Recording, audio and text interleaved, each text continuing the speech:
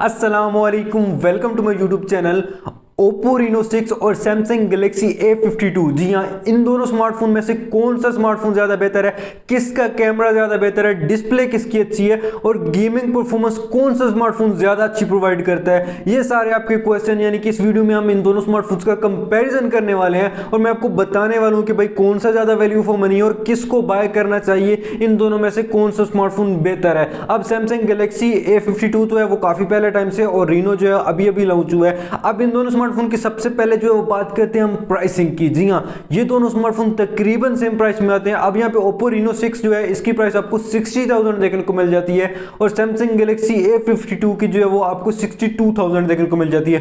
यहाँ पे 2,000 रुपए इनकी प्राइस में डिफरेंस आपको देखने को मिल जाता है। तो प्राइस का तो इतना ज़्यादा डिफरेंस नहीं है, बट अब यहाँ पे फीचर्स का काफ़ी ज़्यादा आपको डिफरेंस इन दोनों स्मार्टफोन्स में देखने को मिल जाता है। स्पेक्स का डिफरेंस काफ़ी ज़्यादा देखने को मिल जाता है, जो कि मैं आपको इस वीडियो में बताने वाला हूँ। तो सबसे पहले इन दोनों स्मार्टफोन्स की यहाँ पे जो है वो कंपैरिजन स्टार्ट करते हैं और बात करते हैं इन दोनों के स्पेक्स की। तो यहाँ पे ये दोनों स्मार्टफोन जो है वो 8GB रैम के साथ आते हैं प्लस 128GB की स्टोरेज के साथ आते हैं। यहाँ तक ये दोनों स्मार्टफोन सेम निकल के आ जाते हैं। इसी तरह अगर इनकी चिपसेट की बात करूँ यानी कि गेमिंग परफॉर्मेंस की या डे टू डे यूजेज की, तो यहाँ पे भी इनके दोनों में ही आपको सेम चिपसेट देखने को मिल जाता है, स्नैपड्रैगन 720G, जो कि बहुत ज़्यादा स्टेबल है, ऑप्टिमाइज चिपसेट है, यानी कि normal day to day usage में भी काफ़ी बेहतरीन होगा और नॉर्मल गेमिंग जो है कैजुअल गेमिंग के लिए भी दोनों स्मार्टफोन गेमिंग के लिए भी ठीक निकल के आ जाएंगे। लेकिन नेक्स्ट यहाँ पे जो है वो काफ़ी बड़े डिफरेंस निकल के आ जाते हैं, यानी कि जैसे कि Samsung Galaxy A52 में आपको जो है वो IP67 की रेटिंग देखने को मिल जाती है, यानी कि ये स्मार्टफोन आपको वाटर रेजिस्टेंस वाटर प्रूफ देखने को मिल जाता है। 30 मिनट्स तक जो है वाटर में सर्वाइव कर सकता है सैमसंग का ये फ़ोन। लेकिन अगर मैं बात करूँ ओप्पो की, तो यहाँ पे ये जो है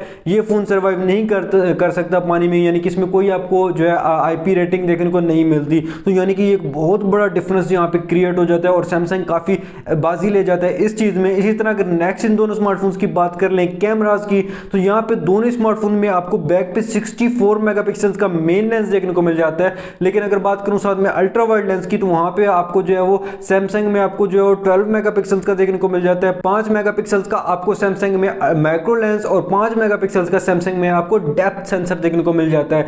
यानी कि सैमसंग के अगर मैं कैमराज की बात करूँ तो भाई बहुत तगड़े निकल के आते हैं। लेकिन दूसरी तरफ अगर ओप्पो की तरफ जाएँ तो यहाँ पे जो है वो मेन लेंस तो अच्छा परफॉर्म करता है, जो कि 64 मेगापिक्सल का है, लेकिन बाकी जो है वो आप कह सकते हैं रेलू कटे सेंसर है, यानी कि उनका कोई काम नहीं है। जैसे कि अल्ट्रा वाइड की बात करूँ तो अब 8 मेगापिक्सल अल्ट्रा वाइड है, इससे आप क्या करेंगे, यानी कि इसकी क्वालिटी ही इतनी कम होने वाली है, क्योंकि जैसा कि सैमसंग अब 12 मेगापिक्सल का दे रहा है तो इनको भी जो है वो अपग्रेड करना चाहिए था। ये कब से चला आ रहा है 8 मेगापिक्सल वाला, कई सालों से। इसी तरह अगर मैं डेप्थ और माइक्रो लेंस की बात करूँ तो वो उनका तो आप समझें जैसे कोई काम ही नहीं है, क्योंकि यहाँ पे 2-2 मेगापिक्सल के लगाएंगे, बस नाम के सेंसर लगाए गए हैं, क्योंकि बस वो 4 कैमरे उन्होंने पूरे करने थे इसलिए उन्होंने वो साथ में लगे। लेकिन सैमसंग ने वहाँ पे अगर माइक्रो लेंस भी दिया है तो वो 5 मेगापिक्सल का दिया है ताकि कुछ ना कुछ अच्छा परफॉर्म तो करे वो। तो यहाँ पे बैक कैमरा की बात करूँ, इसी तरह जो कि मेन डिफरेंस क्रिएट हो जाता है वो यहाँ पे OIS का हो जाता है। जी हाँ, सैमसंग के बैक कैमरा में आपको ऑप्टिकल इमेज स्टेबलाइजेशन OIS देखने को मिल जाता है। ये जो है नेक्स्ट लेवल की ऑप्टिमाइजेशन होती है, यानी कि इसमें आपका जो कैमरा सेंसर होता है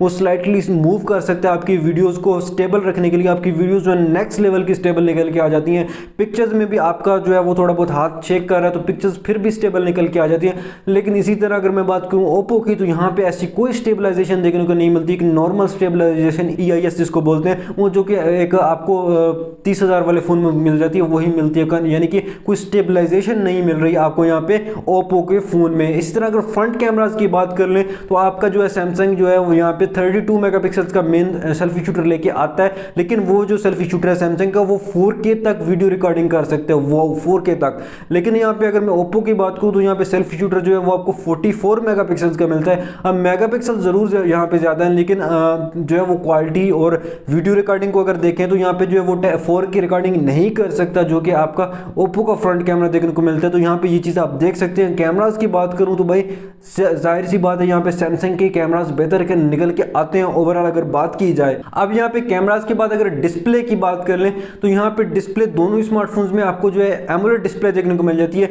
Reno 6 में आपको एक एमोलेड डिस्प्ले देखने को मिल जाती है 90 हर्ट्ज के रिफ्रेश रेट के साथ, और यहाँ पे आपको 600 निट्स तक ब्राइटनेस देखने को मिल जाती है। लेकिन अगर सैमसंग की बात करूँ तो यहाँ पे आपको एक सुपर एमोलेड डिस्प्ले देखने को मिल जाती है जो कि स्लाइटली बेहतर होती है एमोलेड से, और यहाँ पे जो है वो आपको 800 निट्स तक ब्राइटनेस देखने को मिल जाती है, यानी कि ब्राइटनेस भी इस डिस्प्ले में ज़्यादा देखने को मिल जाएगी। कलर्स भी सैमसंग वाली की ज़्यादा अच्छी होंगी, और ये भी 90 हर्ट्ज की एक डिस्प्ले होगी। 1080p की रेजोल्यूशन दोनों ही डिस्प्ले में देखने को मिल जाती है। इन डिस्प्ले फिंगरप्रिंट जो है आपको दोनों स्मार्टफोन्स में देखने को मिल जाएगा। अब यहाँ पे इसके बाद दोनों स्मार्टफोन्स के फास्ट चार्जिंग और बैटरी डिपार्टमेंट की बात कर लेते हैं। तो पहले बैटरी की बात करूँ तो यहाँ पे आपको सैमसंग A52 में जो है 4500 mAh की बैटरी देखने को मिल जाती है। लेकिन Reno 5 की बात करूँ तो यहाँ पे आपको 4300 mAh की बैटरी देखने को मिल जाती है। तो बैटरी थोड़ी सी ज़्यादा देखने को मिल जाती है सैमसंग में, बट यहाँ पे जिस चीज़ में सैमसंग पीछे रह जाता है वो है यहाँ पे फास्ट चार्जिंग। जी हाँ, Reno 5 में आपको जो है वो 50 वाट की फास्ट चार्जिंग देखने को मिल जाती है, बहुत जल्दी चार्ज हो जाता है। लेकिन जो है आपका सैमसंग जो है वहाँ पे आपको 25 वाट की फास्ट चार्जिंग मिलती है। और मज़े की बात है कि 25 वाट की जो फास्ट चार्जर है, जो कि चार्जर है, वो बॉक्स में मिलता ही नहीं है सैमसंग में। तो यानी कि सैमसंग को आप बाय करेंगे तो आपको फास्ट चार्जर अलग से बाय करना पड़ेगा, बॉक्स में आपको सिर्फ स्लो चार्जर मिलेगा। लेकिन Reno 5 में आपको 50 वोल्ट की फास्ट चार्जिंग मिलेगी और 50 वोल्ट का फास्ट चार्जर आपको बॉक्स में भी मिल जाएगा। तो यहाँ पे ये चीज़ सिर्फ आपको ओप्पो में अच्छी देखने को मिल जाती है, बाकी चीज़ों में सैमसंग ही आगे में मिलता है। आपको फ्रंट पे गोरिल्ला ग्लास 5 की प्रोटेक्शन भी देखने को मिल जाती है सैमसंग में, लेकिन Reno 6 में नहीं मिलती। इसी तरह अब इन दोनों स्मार्टफोन्स की बाकी चीज़ों की बात करूँ, यहाँ पे एंड्रॉइड की तो एंड्रॉइड 11 देखने को मिल जाता है। लेकिन सबसे बड़ा डिफरेंस जो क्रिएट होता है वो यहाँ पे सॉफ्टवेयर के यूआई का है। जी हाँ, सैमसंग की वन यूआई बहुत ज़्यादा अच्छी है, यानी कि एंड्रॉइड में सबसे अच्छी यूआई जो है वो सैमसंग की वन यूआई ही है।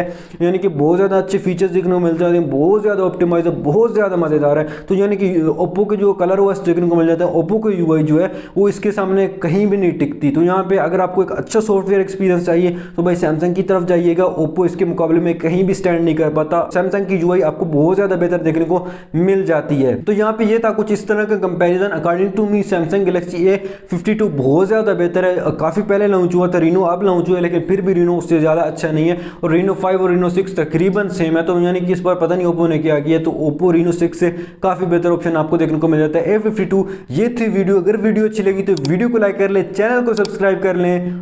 अल्लाह हाफिज़।